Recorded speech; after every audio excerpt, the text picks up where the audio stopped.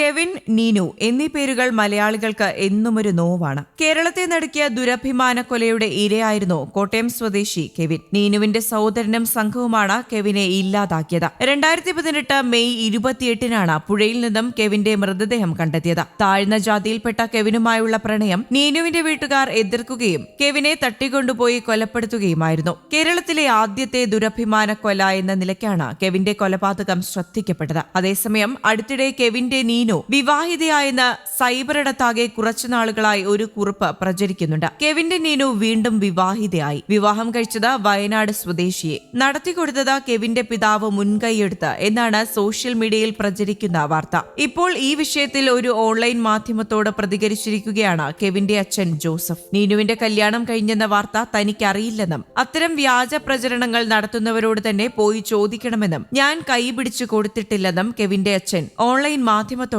പറയുന്നുണ്ട്. നീനു ഇപ്പോൾ MSW കഴിഞ്ഞ് ജോലി ചെയ്യുകയാണെന്നും കെവിന്റെ അച്ഛൻ പറഞ്ഞു. കെവിന്റെ മരണശേഷം മാനസികമായി തകർന്ന നീനു കുറച്ചുകാലം കെവിന്റെ വീട്ടിൽ തന്നെയാണ് താമസിച്ചിരുന്നത്. സ്വന്തം വീട്ടിലേക്ക് തിരിച്ചു പോയിരുന്നില്ല. ഒറ്റയ്ക്ക് ജീവിക്കാൻ തുടങ്ങിയതോടെ ജോലി ആവശ്യമായി വന്നു. ഇതോടെ ബംഗളൂരുവിൽ IT മേഖലയിൽ ജോലി ചെയ്തു വരികയാണ് നീനു. കെവിന്റേത് ദുരഭിമാനക്കൊലയെന്ന് വ്യക്തമാക്കിയ കോടതി കെവിന്റെ ഭാര്യ നീനുവിന്റെ സഹോദരൻ സാനു ചാക്കോ അടക്കം 10 പ്രതികളെയാണ് കുറ്റക്കാരായി കണ്ടെത്തിയത്. കേസ് അപൂർവങ്ങളിൽ അപൂർവമെന്നും കോടതി പറഞ്ഞു. ദളിത് ക്രൈസ്തവ വിഭാഗത്തിൽപ്പെട്ട വ്യക്തിയായിരുന്നു കെവിൻ. 2018 മെയ് 27-ന് 23-ാം വയസ്സിലാണ് കൊല്ലപ്പെട്ടത്. 2018 മെയ് 28-നാണ് കെവിനെ കൊല്ലപ്പെട്ട നിലയിൽ പുനലൂരിന് സമീപം ചാലിയക്കര ആറ്റിൽ കണ്ടെത്തിയത്. നീനുവിന്റെ പിതാവ് ചാക്കോ, സഹോദരൻ ഷാനു ചാക്കോ എന്നിവർ ഉൾപ്പെടെ 14 പേരായിരുന്നു പ്രതികൾ. 2018 മെയ് 27-ന് പുലർച്ചെയാണ് മാന്നാനത്തെ വീട് ആക്രമിച്ച കെവിനെയും ബന്ധു അനീഷിനെയും 13-അംഗ അക്രമി സംഘം 2 കാറുകളിലായി തട്ടിക്കൊണ്ടുപോയത്.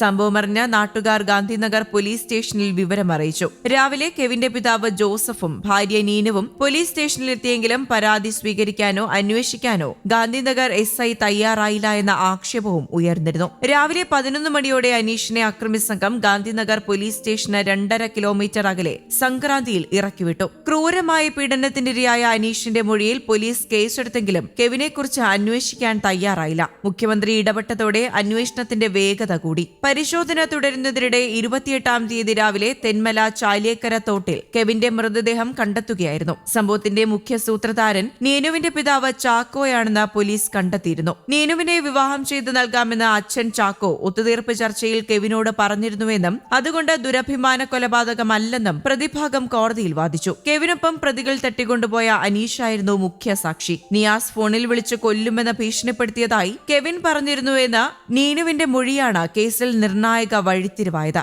ചാക്കോ ഉൾപ്പെടെ 10 പ്രതികൾക്ക് കോടതി ഇരട്ട ജീവപര്യന്തം ശിക്ഷ വിധിച്ചിരുന്നു. News desk, Kerala Kaumudi.